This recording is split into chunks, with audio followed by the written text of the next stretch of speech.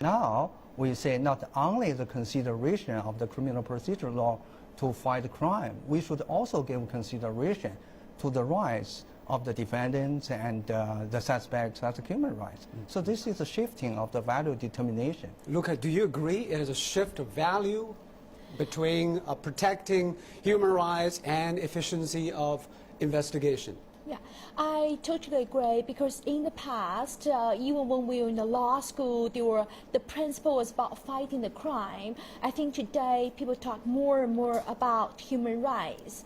Many people say, I won't commit a crime, so the criminal procedure law is not relevant to me. But how about if a person is illegally detained? Then it's great relevant to the person, and criminal procedure law is very important, and the protection of human rights is important as well. There are a lot of things included in this new law against self-incrimination. Also, there is more a focus on the rights of the attorneys. There is also new regulations on detention. What do you think is the most important piece of this? In my opinion, that's about illegally obtained evidence. And one thing, as you mentioned, that starting with the privilege against the compulsory self-incrimination. So this is a new provision in our criminal procedure law. In many Western countries, they have such a privilege against the compulsory self-incrimination. It's relating to another popular term, the right to silence. It has been discussed in China in past decades, but we don't put that word into our criminal procedure law, that the suspect and defendant have the right to silence.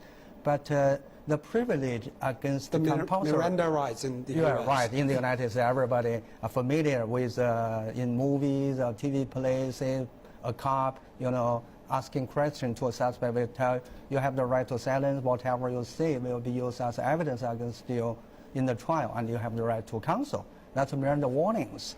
And, but don't forget that even in the United States, they have the Fifth Amendment to the U.S. Constitution.